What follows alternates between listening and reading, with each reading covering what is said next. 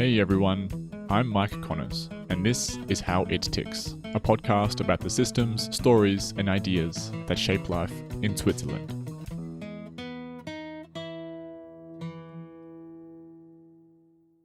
My guest today is Jakob Tanner, Professor Emeritus of Modern History at the University of Zurich and one of Switzerland's most respected and most prolific historians.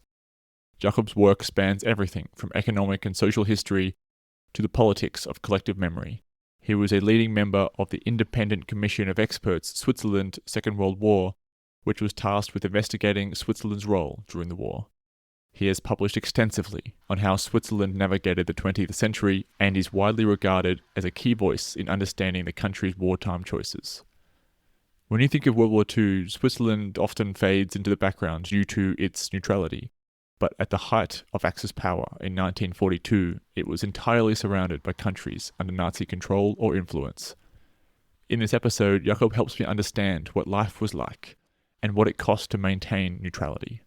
We discuss everyday life for citizens during the war, the German invasion plans that were drafted but never executed, and how Switzerland's Alpine defense strategy, the Reduit, was designed to respond. Jakob explains what was traded between Switzerland and Nazi Germany, why those economic ties remain controversial today, and what became of the gold and assets the Nazis so famously stored.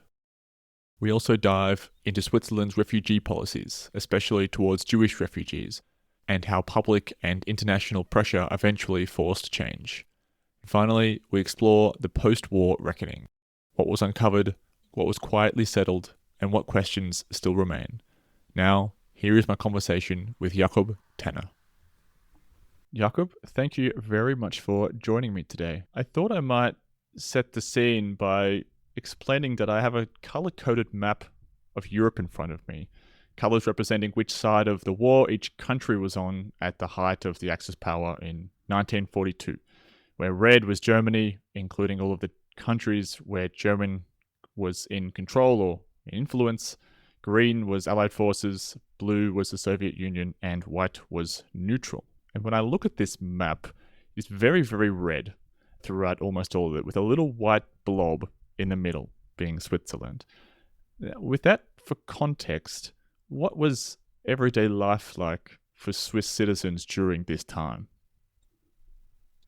Now, Switzerland is a landlocked country that is part of Europe and highly dependent in economic terms. So that you won't see in any map. Unfortunately, Switzerland is tiny on a territorial scale, but considerably big in terms of economic power.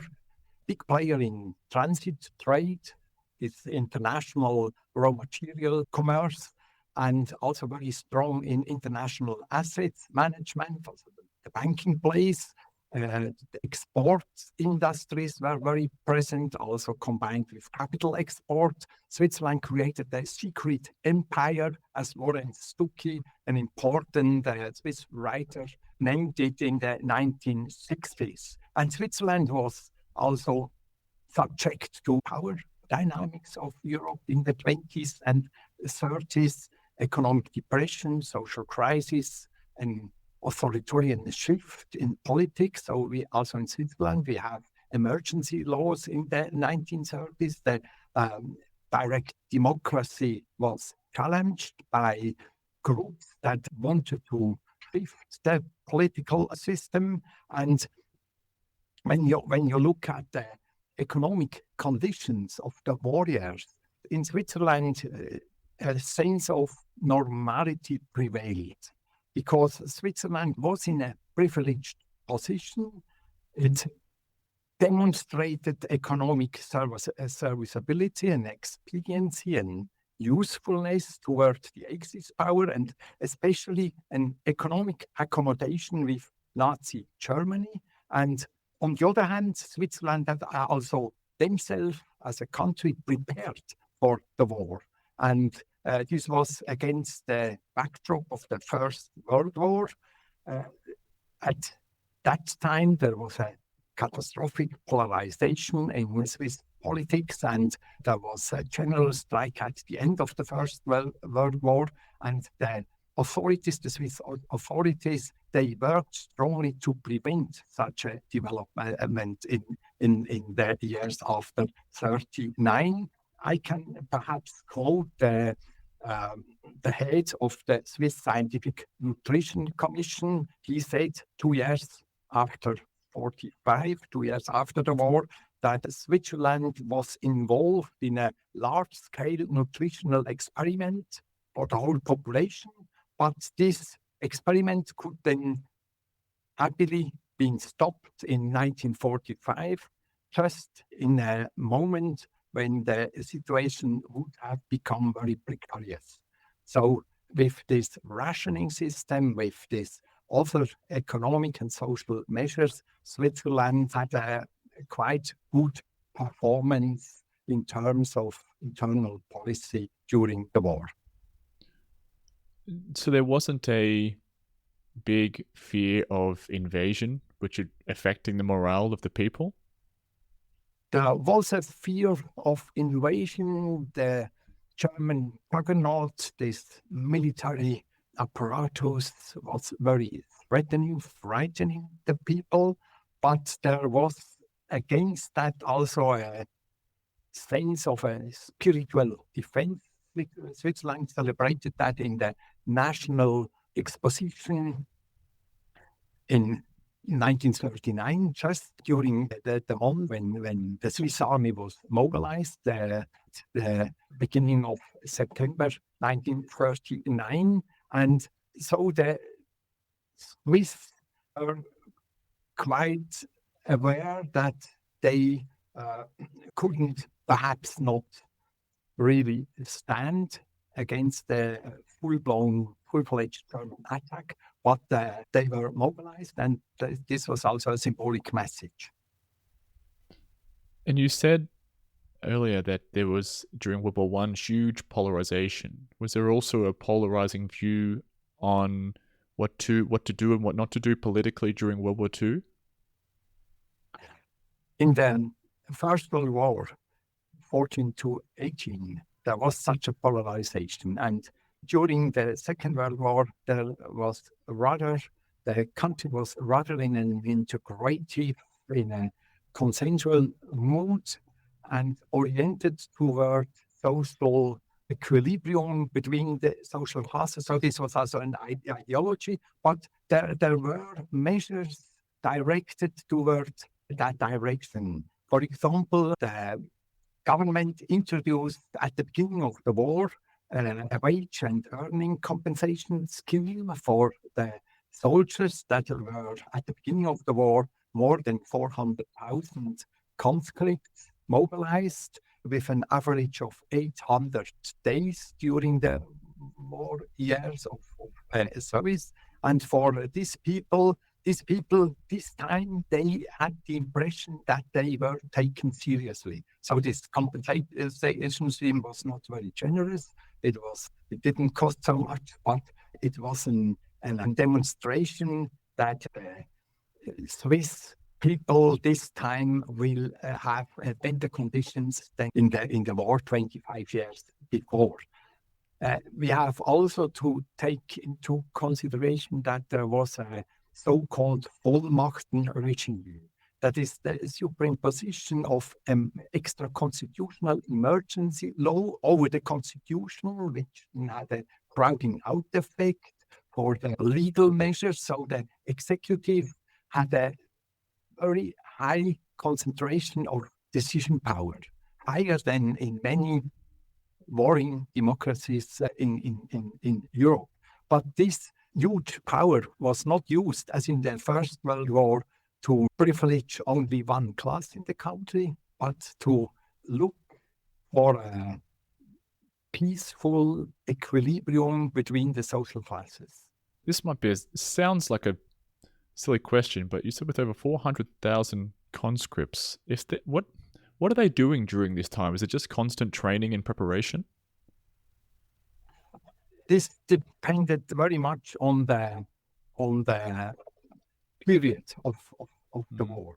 So there were not 400,000 constantly mobilized, but after the first weeks, we had strong demobilization, about 100,000 people. And in May 1940, the whole army was remobilized at the peak of 450,000 soldiers. This was a high share, considered that Switzerland had at the time a population of 4.3 million people.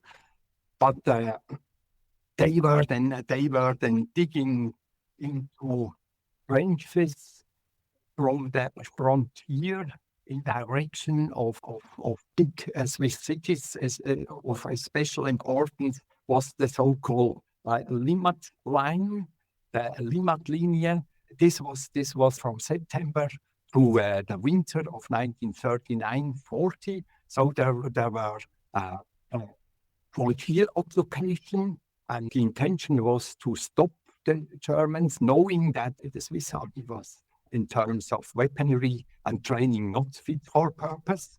But what would they do otherwise? So General Guisan, the Swiss general who was elected at the beginning of the war, he stated that Zurich was an absolute obstacle for the Wehrmacht. So he tried to strengthen the confidence of the soldiers in saying that we can do something. And then after the catastrophic capitulation of the Grande Armée, the French army, he decided to retire in the Alpine Massif, in the fortifications, in the mountainous region of Switzerland, thereby clearing the plateau of Switzerland, where the most important industrial enterprises were located, also big cities, which up from that moment didn't have military protection. But the idea was that, as many strategists said it, to win time against space. So we give up space, we cannot defend the whole country, but we will retire in the Alps and then looking what happens.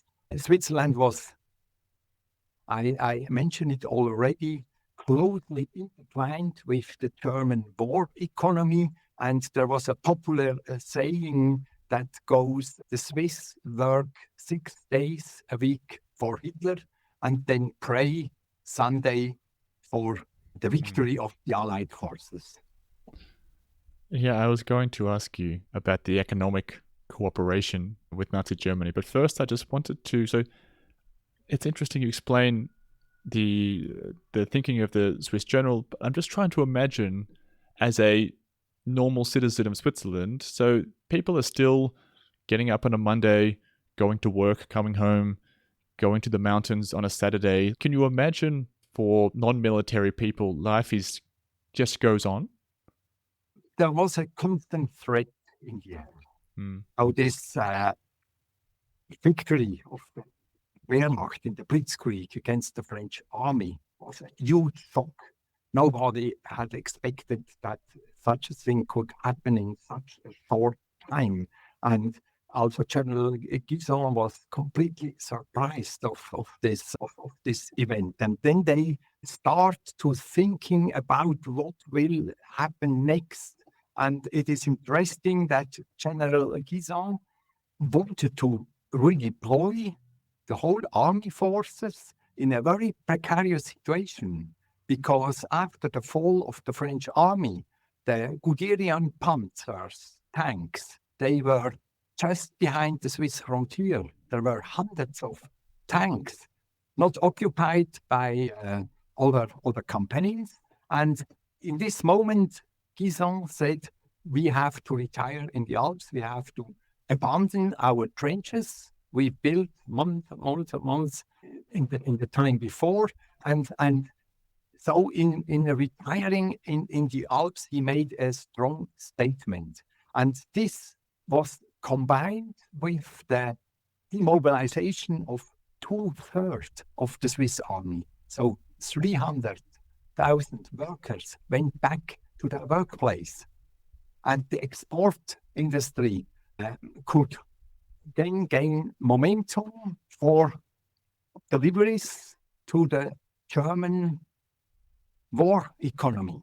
And so this was a combined strategy. We go in the Alps and make the demonstration that Switzerland will be defended, but the main part of mobilized men will return to their workforce. And General Guisan incorporated that ambiguity in his person in a paradigmatic way, because he launched in July 25th of 1940 the Reduit report.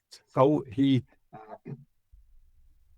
gave a talk on the Reduit meadow before the whole army staff, saying that Switzerland has to defend themselves in the historic tradition of resistance against foreign occupiers. And at the same time, he made the proposition to send top-notch reconnaissance commission to Berlin to persuade Hitler that Switzerland could do something for the German war economy, and that could be quite important. So at the beginning of August 1940, Switzerland and Germany signed economic treaty, an economic agreement, which then normalized the relations between the two countries. So Germany tried several times to put huge pressure on Switzerland by withholding coal deliveries, but in the end, over the years, we had a very constant exchange of economic goods. And for me, as an economic historian, one point is of particular interest, because Switzerland could deliver very important export goods to Germany. In return, they receive raw materials, which of great importance for the building of the Reduit in the Alps. Because in 1940, when the Swiss army was retired to this mountainous region, the fortifications were in a poor state. And only because Germany delivers coal and raw materials and other important stuffs, the Swiss army could build a fortification which was worth its name. That's interesting. So this economic agreement, what was Switzerland exporting to Germany mainly? Switzerland had a strong machine and electric engineering industry, and these were important components for the German industry. There were also arms manufacturers like Emil Bürle in Zurich Oerlikon, who delivered weapons, 20mm cannons, especially to Germany, and thereby neglecting the demand of the Swiss army. So the Swiss army had to stand aside, and Bürle made his big deals with Germany in terms of quantity. These Swiss exports were not so important. So the German war machinery was so huge. It was not of importance what the Swiss had delivered. But for Bürle, it was a huge profit. It became the richest Swiss up to 1940.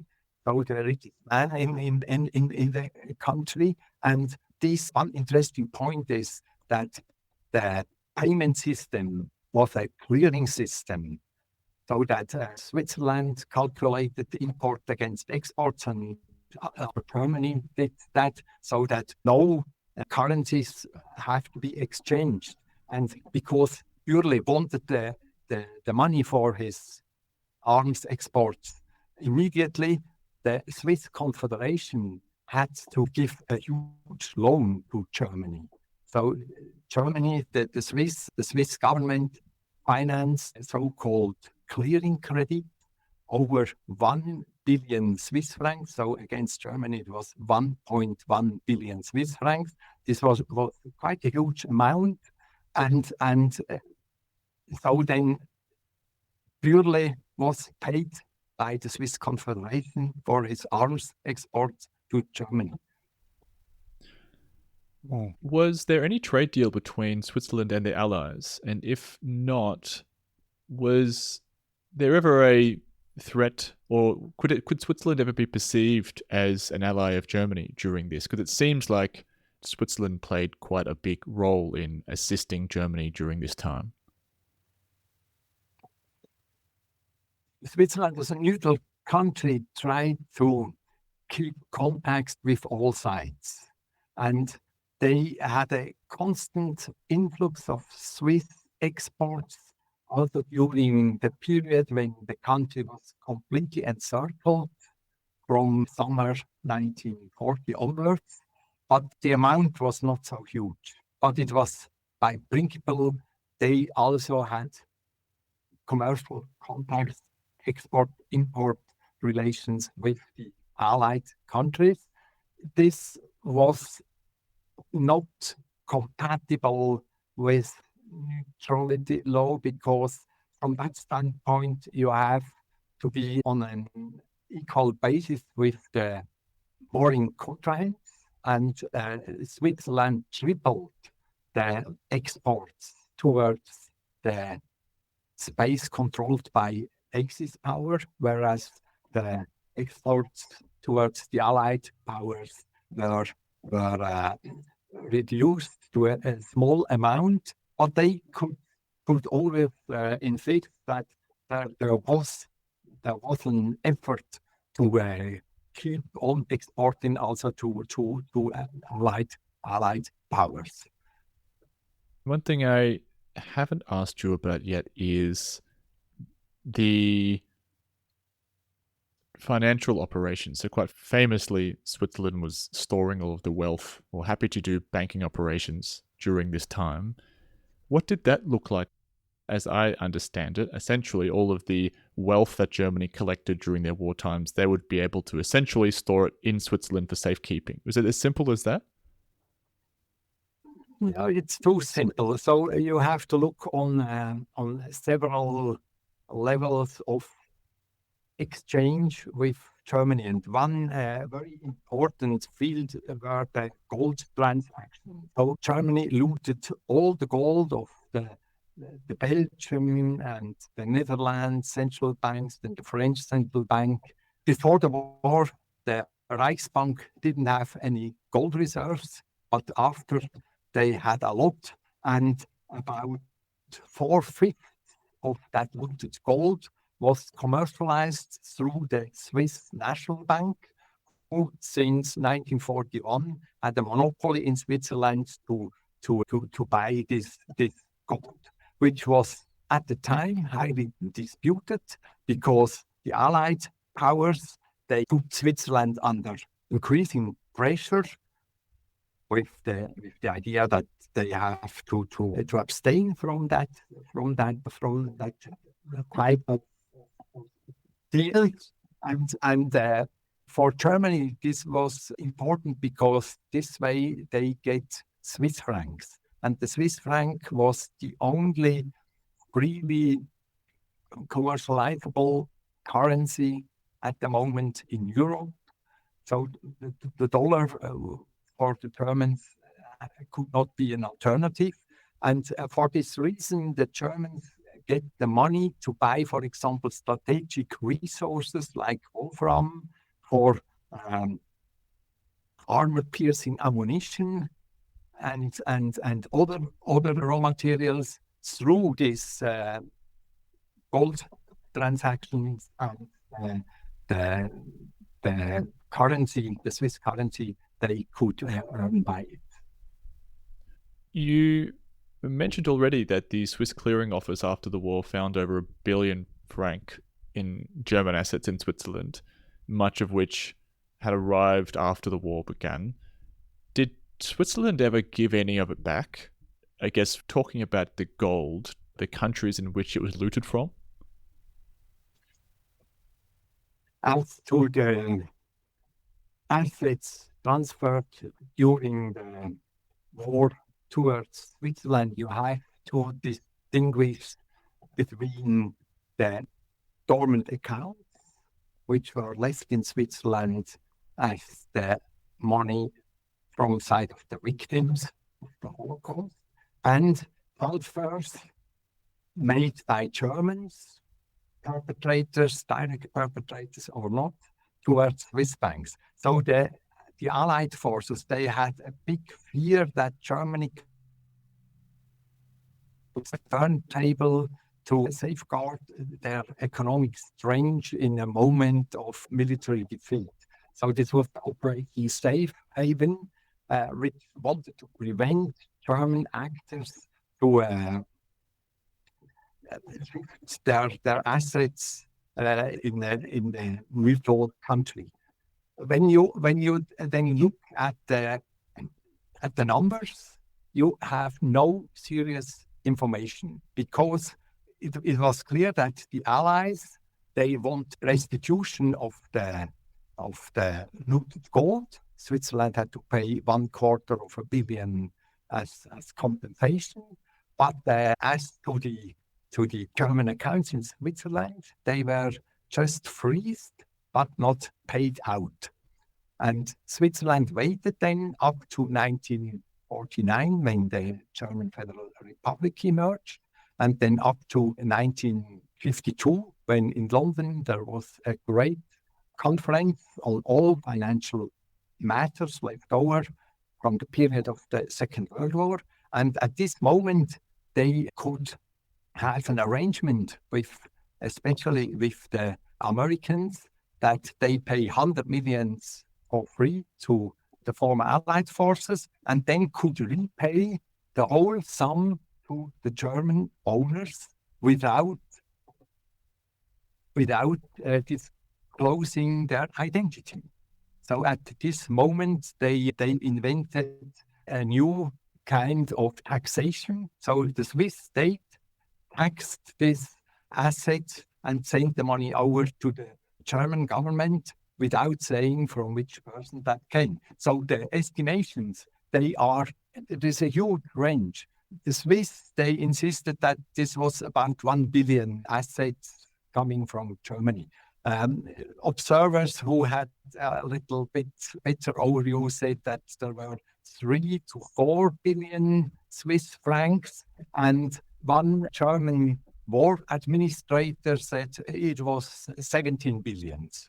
So there was very great difference in estimations. You cannot control that, because there was this whole repayment possibility was protected by the Swiss banking secrecy, which was under criminal law, protected under criminal law since the 1930s. So there is no transparency what happened at that moment.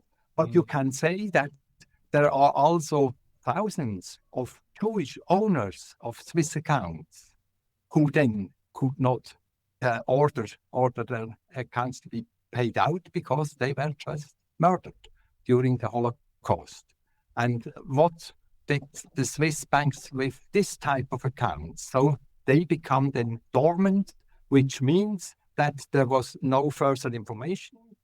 There were relatives or Jewish organizations who said that they want a certain type of agreement with the Swiss banks on the basis of an estimation how much it could be. So these Jewish owners were not very rich. Mostly they tried to diversify their assets in opening also a Swiss account, also investing in insurance policy in Switzerland. But the Swiss banks, they said that they are strictly on a legal basis, and without death certificate, you cannot have the money back. So this was then in Switzerland the idea that you have to bring death certificates from Auschwitz without the possibility to get paid out. And so this These many accounts, they were dormant over decades. They were reduced by huge commissions, and then in the end, they were dissolved. They were dissolved. What happens to what was left? What was left then in the beginning of the 60s, there were huge international pressure. The Swiss governments introduced the so-called Meldebeschluss, which means that the banks in self-responsibility had to draw up an investigation over the whole issue. The banks agreed, but then 10 years later, they came out with zero result, near zero result. So they say there's no problem. And in the 1990s, when after the Cold War, when in general many people now could travel and new archives opened, then the pressure on Switzerland was mounting, and I was myself a member of the Independent Commission of Experts Switzerland Second World War, where we had to undertake an investigation in these dormant accounts. In parallel, the Jewish American complaints, they negotiated with the Swiss banks, and in August 1998, they concluded the general agreement and paid $1.25 billion, which was 1.8 billion Swiss francs. They paid that to a Jewish distribution organization, which was at the time a huge amount, but considered with the about 30 billion of payments only the Credit Suisse had to pay since the turn of the century. This was not so.